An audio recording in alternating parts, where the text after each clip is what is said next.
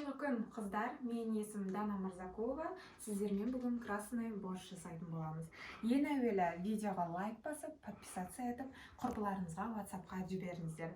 Ал біз сіздермен бірге борщ жасайтын боламыз. Ол үшін бізге қажетті өнімдер: капуста, мен алдын ала турап қойдым.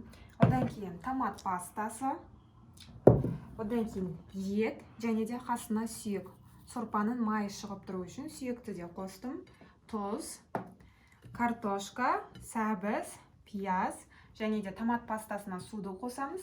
Одан кейін свекла қажет болады. Және де қазанға біз қазір су құятын боламыз. Оның барлығын сіздерге қазір көрсетемін. Оған дейін біз томат пастасын жасайық. Мен тамақтарға, яғни сорпаларға кішкене дәмі жақсырақ шығу үшін, тефтели сорпа болсын, басқа сорпа болсын, мен осылай томат пастадан 2 ас қасық қосамын. Қараңыздар.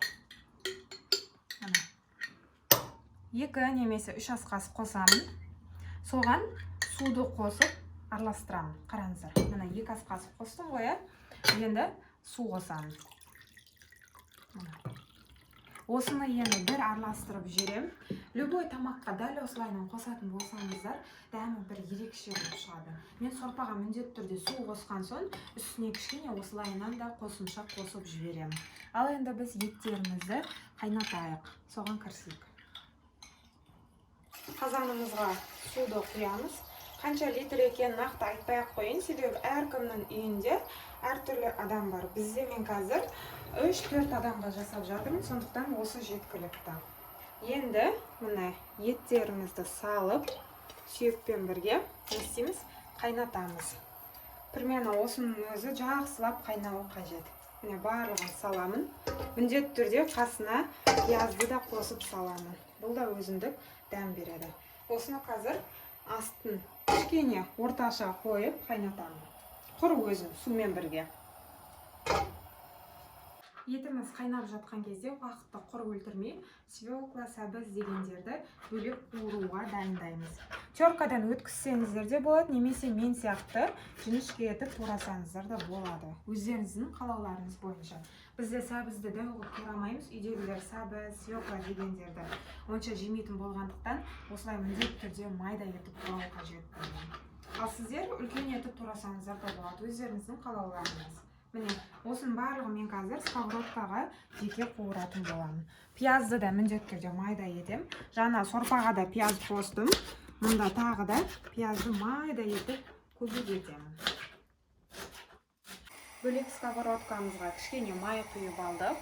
Мына жақта жаңа сіздерге айтқан пияз, сәбіз, свекла дегендерді турап алдым. Осының барлығын енді бір қуырып аламыз. Барлығын бірге саламынды қуырып аламын. Мына, көрдіңіздер ғой. Кішкене тұз қосам.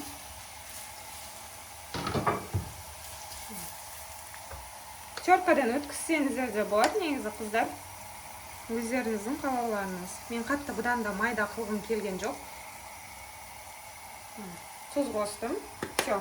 Енді осыны примерно бір 5 минуттай жақсылап қуырып аламыз. Қыздар, міне дайын құрамымызды осы жаңа қуырып алған осында саламыз барлығын. Так, қазір осыдан кейін капустаны саламыз. Кейбіреулер капустаны да қуырып жатады, бірақ мен капустаны қуырмаймын. Қуырмасам да жақсылап пісіп шығады. Міне, свекланы қосқан соң осылайынан қызарып шығады. Қазір қараңыздар, енді біз свекланы қостық. Одан кейін осы томат пастасын да қосамыз. Томат пастасы және де суды қостық. Бұл дәм береді, сол үшін қостық. Енді капустамызды қосамыз. Мен барлығын бірден қосам. Одан кейін астын жай қосып, капустамыз қайнағанша жақсылап қайнатамын. Астын міндетті түрде жай қоямын. Капустаны саламын. Ең соңында аз уақыт қалған кезде, міне осы картошкамызды, 3-4-ді осылай турап алдым. Осыны салып жіберем. Қараңыздар, міне қып-қызыл болып шығып жатыр. Байқасаңыздар, мен андай нелерді салып жатқан жоқпын. Қалай айтсам болады. көбісі түрлі приправаларды салады.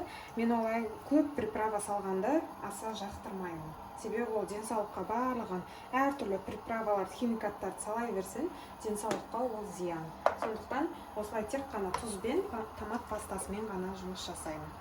Дәл осылай 30-40 минуттай қайнатамын. Астын жай қоямын. Міне 20 минуттай уақыт өтті капустаны салғанымызға. Енді мен осылай картошканы салып қайнатамын. Тағы да бір 10-15 минуттай қайнайды. Сонымен все, тамағымыз дайын болады. Ал қыздар, біздің боршымыз дайын. Енді біз тамағымызды саламыз. Ең соңында лимон, қаймақ қосып берсеңіздер де болады. Ол өздеріңіздің қалауларыңызға байланысты. Қып-қызыл болып, әдемі болып шықты. Тұзды өздеріңіздің қалауларыңыз болса қосасыздар. Ал қыздар, бүгінгі видеода сіздермен красный борщ жасадық. Енді қалай шыққан мен сіздерге көрсетейін. Міне, осылайынан құйып шықтым. Барлығын сіздермен бірігіп, от үйді барлық секреттерін сіздерге көрсетіп шықтым. Қыздар, отбасыларыңызды осындай тәтті дәмділермен қуантып жүре беріңіздер. Видео ұнаса лайк басып, пікір қалдыруды ұмытпаңыздар. Мен сіздерді келесі видеода күтетін боламын. Каналға тіркеліп, колокольчикті басып қойыңыз. Сол кезде мен видеоларым сізге бірінші болып шығатын болады. Сәттілік!